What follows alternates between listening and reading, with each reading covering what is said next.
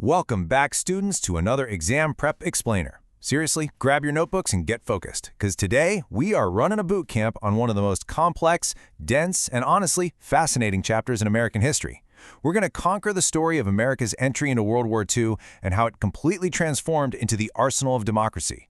I'm here to be your guide as we unpack the exact concepts, the vocabulary, and the massive societal shifts you absolutely need to know to ace your exams. Okay, here's our study guide syllabus for today. We've got 5 main topics: neutrality to intervention, the Four Freedoms speech, Lend-Lease and the Atlantic Charter, economic boom and mobilization, and finally, societal shifts and rights. Let's get right into it. Okay, let's dive into Section 1, Neutrality to Intervention. So, to understand America's entry into the war, we have to remember exactly where we started, which was a deeply divided nation. On one side, you had interventionists who really wanted to aid the Allies. On the other, you had fierce isolationists. Think groups like the America First Committee, who were absolutely determined to keep the U.S. out of yet another European conflict. Just looking at this timeline, you can really track that cause and effect. In 1939, when Germany invades Poland and the war breaks out, the U.S. maintains strict official neutrality. But look what happens in 1940. The U.S. passes the Selective Training and Service Act. Guys, this is a massive piece of exam trivia. It was the nation's very first peacetime draft. So even while President Roosevelt is winning a third term by promising to keep the nation out of foreign wars, the country is, strategically preparing in the background. Finally, this whole countdown to war culminates on December 7, 1941. Japan attacks the U.S. Pacific Fleet at Pearl Harbor, abruptly ending the whole isolationist debate and forcing official entry into the conflict against the Axis powers. Moving on to Section 2, the Four Freedoms speech. If you're prepping for a document-based question, you're going to want to pay super close attention here. Early in 1941, President Roosevelt delivered his famous Four Freedoms speech, and he explicitly framed the growing conflict as a struggle for essential human rights. Now, what's really interesting about this is that FDR wasn't talking about shifting borders or territorial disputes. He was talking about universal morality. By presenting the war as this global moral struggle, FDR's framing directly impacted American public opinion. It slowly but surely chipped away at those strict isolationist sentiments we just talked about. He was basically preparing the psychological ground for the American public. It goes to show that words and messaging can literally be just as crucial as weapons when preparing a nation for a massive conflict. He made the case that democracy itself was on the line well before any troops were actually sent into combat. Next up, Section 3, Lend-Lease and the Atlantic Charter. You'll definitely want to highlight these next 2 policies in your notes. They are absolute must-know vocabulary words for your exams.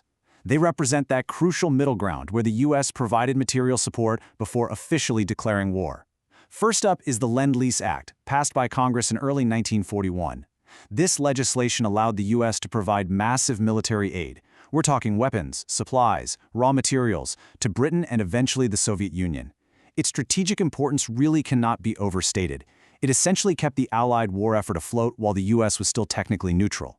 This is the specific policy that officially turned America into the arsenal of democracy. Then, let's look at the Atlantic Charter. Roosevelt and British Prime Minister Winston Churchill held a secret meeting on a warship to outline their post-war goals.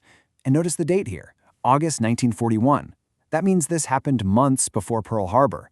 They established an agreement based on the right of self-determination and a rock-solid commitment to collective global security. They were basically drafting the blueprints for the post-war world before America had even officially entered the fight. All right, Section 4, Economic Boom and Mobilization. Shifting gears from international diplomacy to the home front, we see a totally massive economic boom. And just look at this incredible number, 350,000. So the crucial point is that this represents the incredible number of women who served in military branches. We're talking about the WACs, the WAVES, and the WASPs. And keep in mind, this was alongside the millions more who entered the industrial workforce to replace the men who were serving overseas.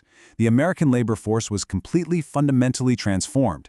To manage this massive arsenal of democracy, the government had to step in with unprecedented control. You'll want to use these specific agencies as your essential evidence paragraphs in your essays for sure. The War Production Board managed the staggering output of ships, planes, and tanks. Meanwhile, the Office of Price Administration controlled inflation through really strict rationale on the home front. Everything was tightly restricted, from sugar and coffee to tires, and even the nylon needed for parachutes. And the ultimate macroeconomic result of all this unbelievable surge in war production, is actually what effectively ended the Great Depression. Finally, Section 5, Societal Shifts and Rights. The war at home wasn't just about building tanks and planes, you know? It was marked by profound demographic changes and intense civil rights conflicts that basically rewrote America's social fabric. This perfectly illustrates the contrast between pre-war society and wartime mobilization. Before the war, high-paying industrial jobs were largely restricted by race and gender. But the staggering demands of the war changed everything. Rosie the Riveter became the ultimate icon for women stepping into factories. Simultaneously, we see the Second Great Migration, with record numbers of African Americans moving to northern and western cities to secure defense jobs. This shift wasn't without friction, though. In 1941, labor leader A. Philip Randolph threatened a massive march on Washington over hiring discrimination. In response to that threat, FDR issued Executive Order 8802, which created the Fair Employment Practices Committee to ban discrimination in defense industries. It was a massive, landmark moment for civil rights born directly out of wartime necessity. However, it's super important to note that this exact same era also contains one of the most severe violations of civil liberties in American history. Following the panic of the Pearl Harbor attack, Executive Order 9066 was issued in 1942. This resulted in the forced removal and incarceration of over 110,000 people of Japanese ancestry from the West Coast. 2 years later, the Supreme Court actually upheld this policy in the landmark case Korematsu v. United States, citing military necessity as their justification. It is a critical, highly sobering chapter of the home front experience that you absolutely must be prepared to discuss objectively on your exams. Which brings us to our conclusion and your final challenge for this explainer. I want you to look at this practice essay prompt. How did the United States' justification for fighting a war for essential human rights abroad contrast with the civil rights struggles and internment policies at home? Think about FDR's 4 freedoms on one hand, and then the realities of Executive Order 9066 and a segregated military on the other. Your goal in the exam is to synthesize these contradictions, to really explain how America fought for democracy overseas while simultaneously navigating and in some cases enforcing deep domestic inequalities. Take a screenshot of this practice prompt, outline your thesis, and keep studying hard. You've got this.